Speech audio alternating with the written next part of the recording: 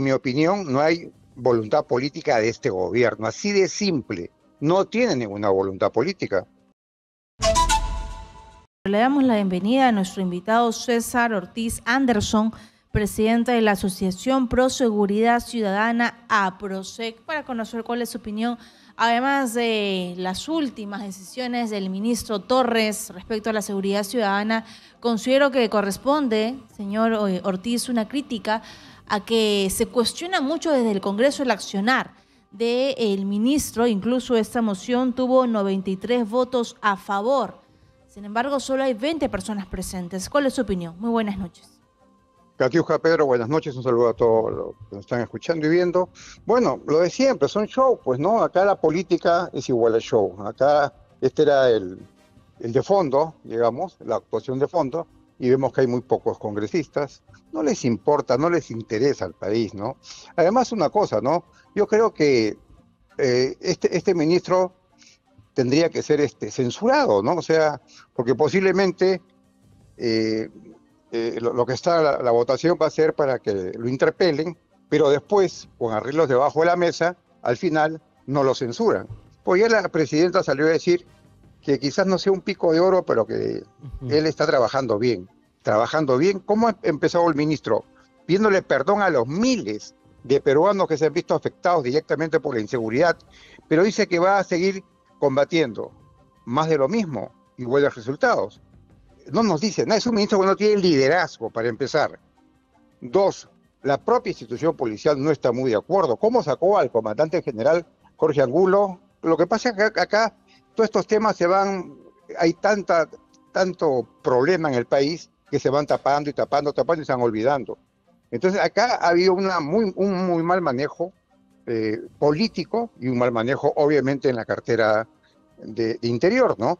Pero, señor Ortiz, ¿pero tiene sentido un proceso de interpelación y probable censura ante un parlamento que no da la talla, que está ausente, que no está escuchando las respuestas, que no puede contradecirle a quien está yendo a defenderse? Porque el sentido de la interpelación es: tú escuchas y si sientes que está mintiendo, tú puedes debatirlo, rebatir lo que te está argumentando. Pero un parlamento ausente, ¿qué nivel de control político podría tener una situación de interpelación de este nivel?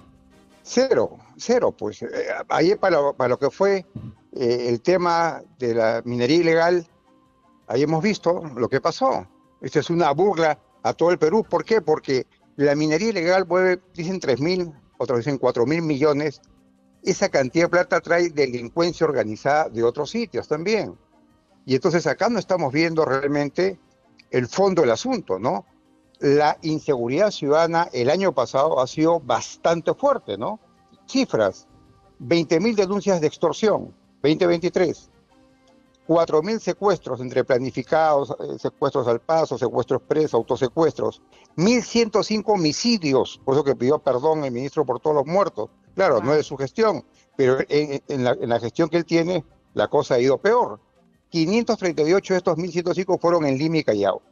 Entonces, las cifras, y todos los días, pues obviamente vemos muertos en la ciudad de Lima y el Callao todos los días la prensa da cuenta de los muertos. Y a nivel nacional hay muchas ciudades que también están pasando momentos difíciles en inseguridad. ¿Qué se debe y qué se tiene que hacer? Ya lo hemos hablado muchas veces con ustedes. Hay que decir las cosas por su nombre acá. O sea, esto es terrorismo urbano, no tiene otro nombre. Esto merece cadena perpetua. Tiene que ser así, y esto tiene que ser juzgamiento por un tribunal militar. Miren los problemas que hay ahorita en la Fiscalía, los problemas que hay en el Jurado Nacional de Justicia, en el mismo Poder Judicial. No están ahorita preparados para comenzar a juzgar y condenar con todo el peso de la ley, pero además piden muchas penas de cárcel efectiva, cuando tenemos un sistema penitenciario, una pequeña capacidad para albergar más internos, ¿no? Esas cárceles de Ica, por ejemplo, las que han estado construyendo, se ha quedado a medio construir. No han mejorado los sistemas de seguridad en las cárceles. Las cárceles realmente en cualquier momento podría haber, pues, problemas en alguna de las prisiones, ¿no? Y tampoco se está viendo esto. Es que no se ve de manera integral, articulada, un trabajo que realmente diga, están trabajando. No se ve eso. Los resultados son los que hablan. Y ayer el ministro, el premier, el señor Gustavo Adriancén, luego de haber tenido reunión de Consejo de Ministros en conferencia de prensa, anunció estado de emergencia en 15 provincias del país. Y conversábamos con los oyentes y le preguntábamos en La Libertad, en Trujillo, ¿qué cambios se ha realizado donde dijeron que iba a ser distinto? Dijeron que iban a poner una base militar, dijeron que los militares serían protagonistas de ese estado de emergencia. Ellos dicen que estuvieron por algunas semanas, según nuestros oyentes, y que luego se retiraron, que todo sigue como antes. A ver, y también lo hemos dicho varias veces, los militares, las Fuerzas Armadas, no tienen las armas para combatir el delito urbano y el delito en las ciudades. ¿O ustedes han conocido algún caso de que un soldado haya atrapado, matado, malherido a un delincuente? Nunca. Nunca. No va a pasar eso. Entonces, ¿eso qué cosa es? Simplemente engañar a la población. Y vienen engañándonos mucho tiempo ya, ¿no? O sea, la gente por momentos cree que es verdad. Y después ustedes cuando salen a verificar se dan cuenta que no es verdad, ni será verdad tampoco. Acá el artículo 166 de la Constitución es la Policía Nacional del Perú la que tiene que ver el orden interno, la seguridad ciudadana. Ellos son los profesionales, son los que saben qué se debió hacer desde un principio que entró Dina Boluarte hace 1 año y 2 meses. Modernizar a la policía. ¿Por qué modernizar? Ni siquiera patrulleros en cantidad suficiente, un armamento hace 20 años, los chalecos vencidos, la escuela de policía, de oficiales, está junto con Puente Piedra con los oficiales, o sea, están maltratando como maltrató Pedro Castillo cuando recién ingresó. Claro, pero señor Ortiz, sí, perdone que le corte, pero todo lo que usted dice es cierto. La situación de desgobierno que existe a nivel de la cartera del Interior, la falta de liderazgo, el incremento exponencial de la criminalidad en el país en distintas modalidades que perpetran delito contra la población. Sin embargo, no va a ser el último ministro ni es el primero en que pueda correr la suerte de ser censurado. Ya pasó eso, recuerde usted, con el exministro Barranzuela de la gestión de Castillo. Ya pasó eso con Dimitri Senmache. Ya sucedió también lo mismo con Vicente Romero. El problema entonces, ¿qué es? ¿De ministros o de políticas públicas? ¿Es de presupuesto o de capacidad de liderazgo? ¿Cuál es el problema? Porque puede salir Víctor Torres, ser censurado en los siguientes días, si este Congreso así lo decide, o puede ser removido, pero a quien ponga la presidenta podría correr la misma suerte de duros cuestionamientos sobre su labor. ¿Cuál es el problema entonces? Políticas públicas, dinero hay. Pero le digo más, ¿y por qué lo digo, no? Ellos pidieron para legislar decretos legislativos, le pidieron al Congreso, ¿y qué hicieron? Una muestra, ¿no? La Policía de Orden e Seguridad, usted se acuerda que fue un caballito de batalla. ¿Qué hizo y es lo que lo hizo bien el Congreso? Lo archivó, era un despropósito. Iba a ser eso peor que la enfermedad. Entonces, decreto legislativo 1585, eso ya es el colmo, ¿no? El garantismo para que salgan en libertad con penas menos de 10 años. No irá, o sea, van a sacar de delincuentes según ese decreto legislativo ya presentado. Me imagino que eso irá también al archivo. Después, penas severísimas para los que roben celulares, 16 años, 20 hasta 30 años. Ya, pero dicen eso y se han puesto a ver que las cárceles están saturadas. ¿Dónde venían a parar supuestamente los miles de delincuentes?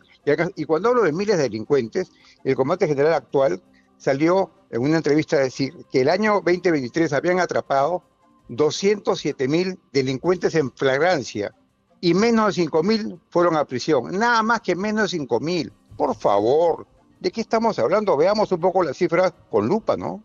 Y dentro de las últimas medidas aprobadas en los últimos meses, yo sé que no le corresponde al ministro Víctor Torres, pero no funcionan, ¿no? Como por ejemplo la pena de cárcel hasta 30 años por el robo de un celular. Se siguen robando celulares todos los días. La expulsión de ciudadanos extranjeros cuando sean atrapados cometiendo delitos. ¿Cuántos casos vemos a diario? ¿Cuántos cadáveres vemos envueltos en bolsas con mensajes escritos? Prácticamente es algo de todos los días y no hay ningún cambio. Y nos cuestionamos, ¿van a sacar a Víctor Torres? ¿Va a venir otro? ¿Cuánto va a lograr? ¿Cuánto va a avanzar? Hay un plan ya que establece la línea de trabajo de la policía, que es el plan Mariano Santos. ¿Qué esperamos para ejecutarlo? Bueno, es que lo que pasa es que en mi opinión no hay voluntad política de este gobierno, así de simple. No tiene ninguna voluntad política. La propia presidenta recuerde que a su familia, a sus hijos, le robaron a la seguridad que estaba custodiándolo. Sí. A ella misma le jalaron el pelo. O sea, la seguridad, y no es culpa esto de la policía. La policía hace esfuerzos con lo poco que tiene, comprenda la ciudadanía eso. Es culpa de este gobierno que no le da la gana, pues realmente, ni de modernizar, ni de repotenciar, ni que haya un respaldo político. Por ejemplo, los policías que actúan y matan delincuentes, ya no deberían ni siquiera, hay que investigar, sí, pero no mandarlos a prisión, pero que ya comience a funcionar, porque hay una propuesta que la aprobaron, pero todavía no está claro eso no está claro. Y todas las encuestas señalan que más del 63% de peruanos están realmente hartos de ser víctimas todos los días de un abanico de delitos, ¿no? Porque no solamente hablamos de hurto, de estafa, la ciberdelincuencia, hablamos de delitos de alto impacto, ¿no? Secuestros, extorsión. La extorsión está por todos lados. La gente está pagando en la bodeguita, en la peluquería, en la ferretería. Los mototaxistas están pagando, los están matando los que no pagan. A los ambulantes también. El informal también está pagando, o sea, también. No le paga al Estado, pues le paga al delincuente. Entonces, pero esa es una vergüenza como país, ¿no? Y salen a decir las cosas positivas del país, pero si no hay seguridad, no hay desarrollo posible, es la verdad. ¿Y sabe usted en qué etapa se encuentra esta implementación de los 13 laboratorios de criminalística que la presidenta Boluarte anunció y que fue muy bien recibida, por cierto? Una medida que fue muy aplaudida, y aquí incluso en el programa destacamos ese anuncio, pero dejamos en entredicho la veracidad del cumplimiento de la misma. ¿Sabe usted si al menos existe el expediente concluido, el proceso de contratación para la implementación de estos 13 laboratorios de criminalística que son urgentes para el país? La verdad que no, pero la prensa debería públicamente comenzar a pedirlos, ¿no? A solicitarlos, porque este gobierno está acostumbrado realmente a decir una cosa y hacer otra, ¿no? Ya eso lo tenemos claro. Pero yo le pregunto esto porque justamente estoy indagando hace tiempo en las contrataciones del Estado, a ver si hay al menos un expediente que estén elaborando para una consultoría, y no existe hasta el momento. O sea, no hay ninguna luz que diga, caramba, al menos en el laboratorio de criminalística el gobierno sí está haciendo algo y prontamente va a ser una realidad. No. Yo que sepa que de algo en concreto de esto, en nada, absoluto. Y no me extrañaría que todavía no hayan avanzado, o hayan avanzado muy poco de lo que han ofrecido. Pero yo le digo una cosa a Pedro y Katiuska, esto no es falta de dinero, el dinero hay. Es falta de tener la voluntad para hacerlo, ¿no? Y esa voluntad yo no la veo, nunca la he visto, ni con Pedro Castillo, ni con Dina Boluarte. La cosa está grave en seguridad. Y sí es cierto, entra otro ministro y posiblemente sea más de lo mismo, pero por lo menos que sea un ministro que conozca la situación de la Policía Nacional del Perú, ¿no? Que realmente pueda trabajar para la policía y no contra la policía. Recordemos que este ministro se fue contra la policía cuando vieron el atentado contra los seguridad de los hijos de Dina Boluarte. Y habló muy mal, ¿no? Y él ha sido general de la policía. Lo que pasa es que cuando yo pregunto a la gente que yo conozco de la policía, lo conocen muy poco, no lo conocen. O sea, no se sabe dónde ha estado este último tiempo, deberían de decirlo, ¿no? O sea, ¿usted considera que debería ser censurado por el Congreso?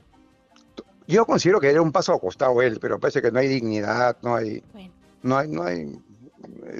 Tiene que ser censurado, pero si no es censurado, estamos notificados todos los peruanos que hay un contubernio claro, un arreglo entre el Ejecutivo y el Legislativo, porque sería el colmo, después de todo este show y todo lo que está pasando, que este ministro se quede en ese puesto cuando no está haciendo nada en favor de la seguridad ciudadana. Pero está bastante claro, señor Ortiz, para terminar por mi parte, que mientras estamos debatiendo, discutiendo, criticando, viendo pormenores de la labor de un ministro del Interior, quien salta de un solo pie celebrando es el criminal. Es el delincuente. Exactamente. Porque los delincuentes ven que a nivel de la cartera del Interior no nos ponemos de acuerdo. Estamos haciendo cargamontón siempre un ministro que no da la talla y un Congreso que falta respeto a un proceso de interpelación, y los que ganan son los delincuentes y perdemos los ciudadanos de bien. Exacto. Y a propósito, Pedro Katiuska, con su productor les he mandado medidas preventivas para Semana Santa, a Proseca preparado, a ver si lo tocamos, porque las personas hoy tienen que asumir su propia seguridad, no nos queda otra. Estamos a merced de la delincuencia. Eso que quede claro. Un paso adelante de la criminalidad, una acción preventiva. Muchas gracias a César Ortiz Anderson, el expresidente de la Asociación Pro Seguridad Ciudadana, APROSEC. Muchas gracias por su tiempo.